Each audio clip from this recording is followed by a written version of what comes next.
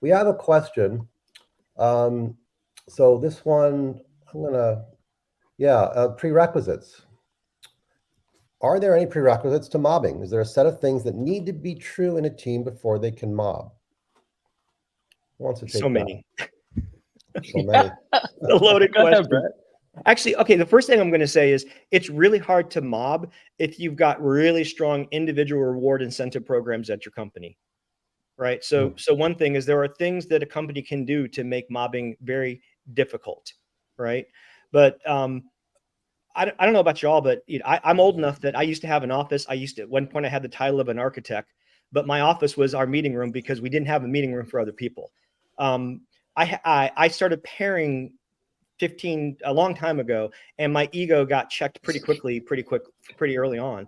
And so you have to be willing to not know and be willing to work in unknown and ambiguous territory. And that's scary and difficult for people. And a lot of people have trouble typing when they're being looked at. So there's a lot of just, you have to build up some psychological safety in the team so that you can trust with each other that, yeah, when I make a mistake, you're not going to like berate me and just, oh God, I can't believe you did that. So I think for baseline, some psychological safety. That's one thing. I'll throw that out. Next. I mean, there's many, many more, but I don't want to dominate the list. Yeah, I think you have to commit to the mob, right? Some of the problems I've seen is, and we've actually removed them from the team because we would get somebody in from, say, a team that we were collaborating with. And when they weren't at the keyboard, they literally would turn around and open up their laptop and start checking emails. They weren't involved when they weren't driving or navigating. And we asked to get somebody else from that team to collaborate with, and we did, because you need to be committed and you need to be present. That's why the law of mobility is so great. If you want to go, if you have something, a one-on-one with your manager or a doctor's appointment, you can go. It's also great for spikes, right? If there's enough people working on the mob solving a problem, and maybe the rotation isn't going as fast as you want, but hey, we've never used WireMock before. They're writing integration tests right now, and we'd like to switch it out with a WireMock server. I'll go do a spike on that, and I'll leave the room, right? And go do the spike, or leave, or at least mute if I'm doing remote, and do that spike, right? And then come back and say, hey, look, let's write some more tests now. I've done this research. I think I've got some examples we can work with. So commit to the mob, and then if you can't commit, be willing to use the law of mobility and just, go do what you need to do so you can be 100% present. But don't wait. I don't think there's any real barriers to entry other than the will that the team wants to try this and see how it goes. I've seen some teams start with, Mob Tuesdays. I think I would suggest something a little more regular, like let's just do mobbing every day for 2 to 3 hours for a sprint, if you're doing sprints or iterations, and then see what you think. To me, people are kind of reluctant to try things that are new to them.